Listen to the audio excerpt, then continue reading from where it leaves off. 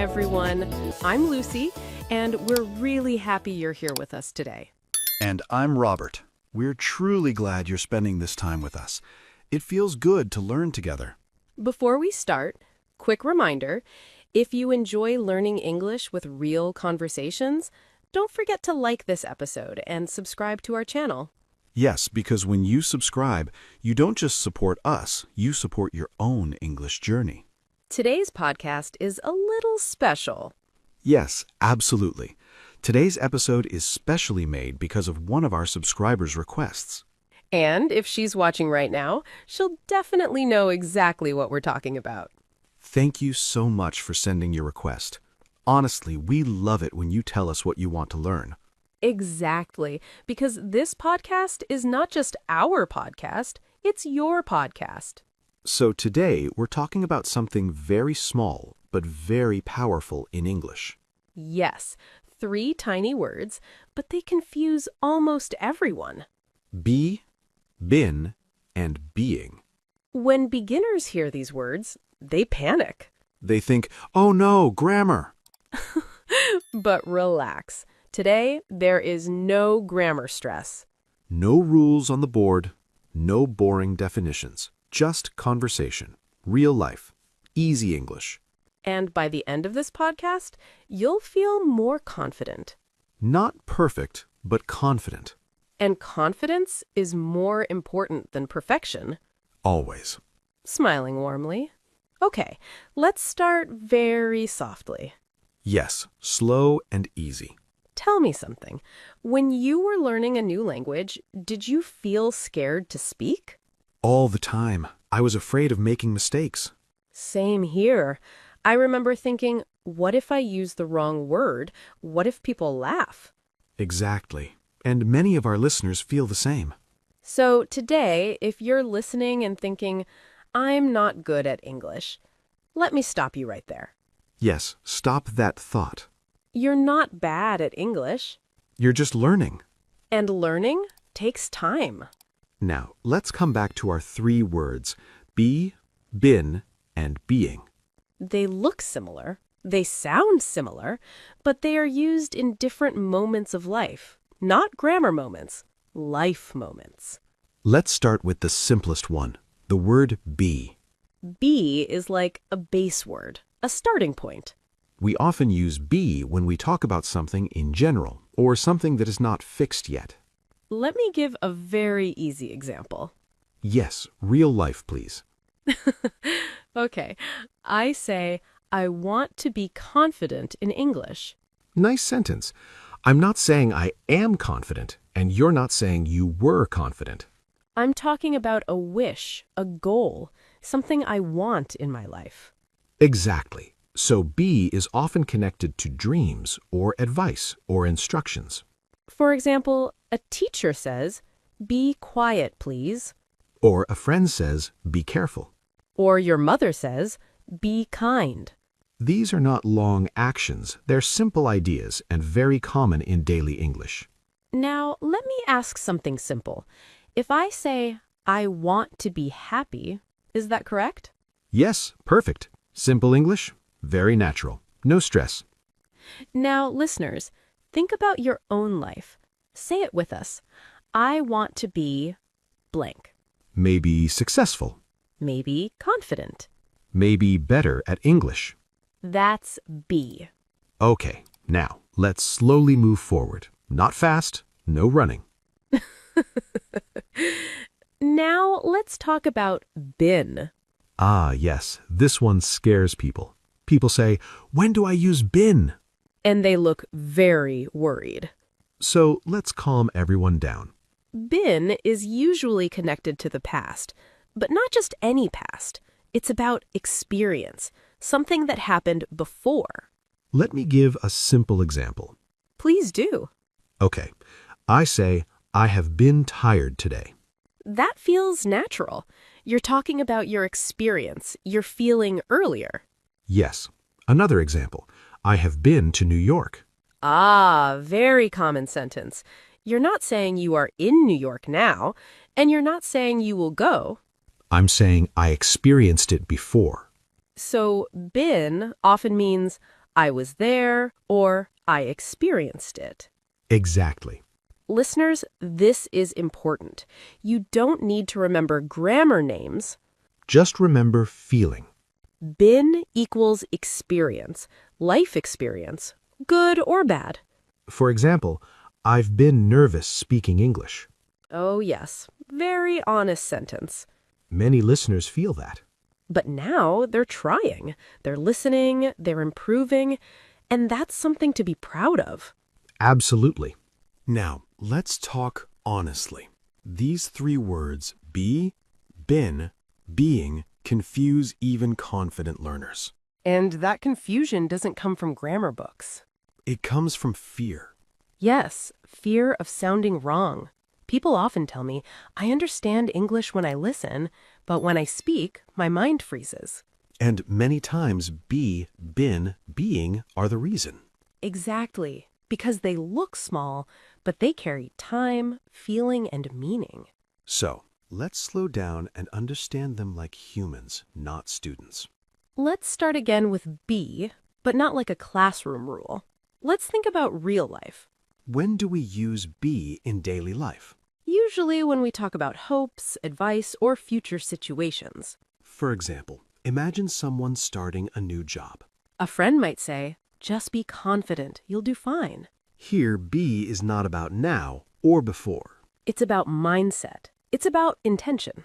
Another commonplace is polite advice or requests, like, please be on time tomorrow, or try to be patient with yourself. So be is simple, but powerful. It's open. It doesn't lock you into time. Now let's move to been. This is where people usually panic a little. Yes, because been always connects past and present. It tells a story that started earlier and still matters now. Think about your own life. If you say, I have been busy this week, you're not only talking about the past. You're explaining why you feel tired now. Exactly. Or when someone says, I've been learning English for 2 years. That sentence carries effort, time, and consistency. And notice something important. Been never stands alone. It needs support, have or has. Yes, you don't say, I've been tired. You say, I have been tired. And emotionally, been often explains a situation. It answers the silent question, why? Now let's talk about being. This one is interesting because it's very human. Yes, being often talks about behavior, especially temporary behavior. Imagine you meet a friend who is usually cheerful, but today they are quiet. You might say, you're being very quiet today. Is everything okay? That sentence doesn't judge the person. It only talks about this moment. Exactly. That's why being feels emotional. It notices change. We also use being when something is happening around us, like it's being difficult to focus today. So let's connect all three words with one situation. Okay, imagine someone learning English. They say, I want to be fluent one day. That's a goal. Then they say, I have been practicing every night. That shows effort. And finally, I'm being more confident when I speak now. That shows change in behavior. Same person, same journey. 3 different words, 3 different meanings. And when you understand them like this, they stop feeling scary. They start feeling useful. And most importantly, they start coming naturally when you speak. Which is exactly what we want. Okay, now that we understand be, been, and being, let's talk about something very real. Mistakes. Because honestly, this is where most learners panic. Absolutely. I see this all the time. People know the words, but when they start speaking, their brain freezes. They think, wait, is it be, or been, or being? And then nothing comes out. Yes, and that fear is worse than the mistake itself. I always tell learners, making a mistake in English is not a crime. It's actually a sign that you're trying. Exactly. Silence is more dangerous than a wrong sentence. When you stop talking because you're scared, you stop learning. Let's take a very common mistake. People say, I am been tired. I hear this a lot. Yes, that sentence sounds familiar. And it's wrong, but it's a good mistake. Because it shows the person is thinking about past and present together. So let's fix it gently. We don't say am, We say, I have been tired. because been needs support. It needs have or has. Think of been as a word that doesn't like being alone. It always wants a partner. That's a cute way to remember it. Been is social. It needs company. Now, another funny one. People say, I being happy today. Yes, I've heard that too. And again, the idea is correct, but the structure is not. The correct sentence is, I am being happy today. Or more naturally, I'm being very positive today. And notice something important here. When we say being, we often talk about temporary behavior, not permanent personality. Exactly. If I say, you are being very kind today, it doesn't mean you're kind forever. It means right now, in this moment. But if I say, you are kind, that's your character. That's who you are. This difference is powerful. Small grammar change, big meaning change. Let's make it even more real. Imagine a couple talking at home. Uh-oh, real-life English coming. One person says, why are you being so quiet today? That means today is different from usual. Yes, but if they say, why are you so quiet? It sounds more like a general complaint. Exactly. Being softens the sentence. It feels less attacking. This is why grammar is not just rules. It's emotion, it's tone, it's relationship. I love that you said that. English grammar is actually emotional grammar. Now, let's talk about confidence. Many learners think, I must speak perfect English. But that idea is wrong. Very wrong. Even native speakers don't speak perfect English. They pause, they repeat, they correct themselves all the time. I do it daily. Me too. And nobody dies because of it. So when you say, I have been learning English, and you make a small mistake, don't stop. Continue the sentence. Flow matters more than perfection. Yes, communication first, grammar later. Let's give listeners a small confidence exercise. Good idea. Everyone listening, try this sentence out loud, even if you're alone. I have been practicing English, and I am getting better. Beautiful sentence. It uses been and being idea without stress. And if you say it wrong the first time, Say it again. that's learning. Remember, English is not a test, It's a tool. and tools are meant to be used, not locked away. Now that we understand be, been, and being, this is the most important question. How do people actually use these words in real life without stopping to think about grammar? Yes, because in real life, no one says, wait, let me remember the rule. They just speak. And that's exactly what learners want. They don't want rules in their head. They want confidence in their mouth. So in this part, let's slow everything down and connect these words to real situations. Daily life. Work, Relationships. emotions. Because English lives there. Let's start again with be, the simplest form, but also the most powerful. People often think be is too basic to matter. But actually, be is everywhere. Think about advice. Parents, teachers, friends. What do they say? They say things like, be careful, be honest, be yourself. Notice something important here. These sentences are not about time. They're about choice. Yes, when someone says, be patient, they're not talking about the past or present. They're talking about how you should act. That's why be is often used in advice and instructions. Let's imagine a real situation. You're starting a new job. Your manager might say, be on time, be respectful with clients, be open to learning. No grammar stress, no tense confusion, just guidance.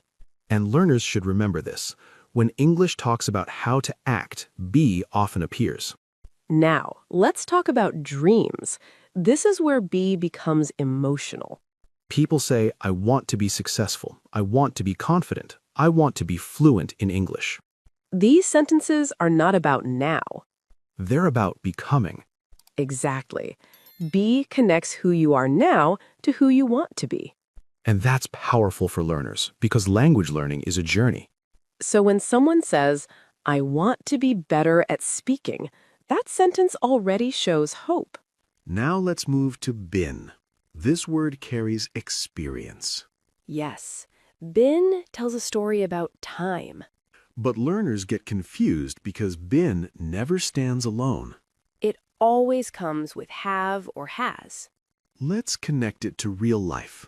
Think about how people talk about their day. Someone might say, I've been busy today. This does not mean they are busy forever. It means the day started, things happened, and the effect continues until now. Now think about emotions. I've been stressed lately. I've been feeling tired. I've been worried about my future. These sentences are very human. They show duration. Not a moment, not 1 second, but a period of time. Another very common use of been is experience. For example, I've been to New York. I've been to that restaurant before. This tells us something important. You went, you experienced it, and now that experience lives with you. You're not saying when exactly, because it's not important. What matters is the experience itself. This is why been is often used in conversations about life stories. Now let's talk about being. This one is special. Yes, because being often talks about behavior. And behavior can change. That's the key word, change. Let's imagine a real-life conversation.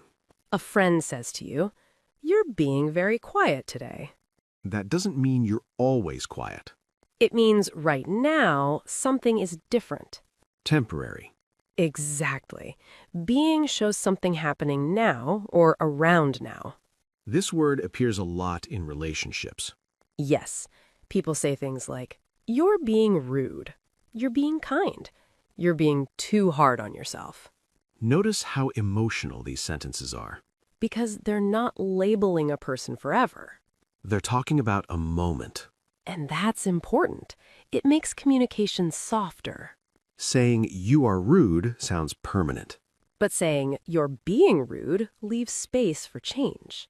Now let's put be and being together in one life story. Imagine someone learning English. They might say, I want to be fluent. That's be, a goal. Then they say, I've been practicing every day. That's been, effort over time. And finally, I'm being more confident when I speak. That's being, change happening now. See how natural that feels? No rules spoken, just meaning. Let's quickly touch mistakes without fear. Because mistakes are part of learning. Some learners say, I am been tired. But we gently correct it to, I have been tired. Some say, I am be careful. But we say, be careful. And sometimes people avoid being because they're unsure. But it's okay to say, I'm being honest. I'm being serious. English is forgiving when intention is clear. If learners remember only one thing from this episode, what should it be? That English is not about perfection. It's about connection. Be helps you express who you want to become. Been helps you share your journey. And being helps you talk about who you are right now. You don't need to rush. You don't need to fear mistakes. Just keep speaking. Keep listening. And slowly, English will start feeling natural. If this episode helped you understand English more clearly, please like this video and subscribe to Talk English Every Day. We're here to make English simple, human, and part of your real life. We'll see you next time on Talk English Every Day. Take care, everyone. Bye for now.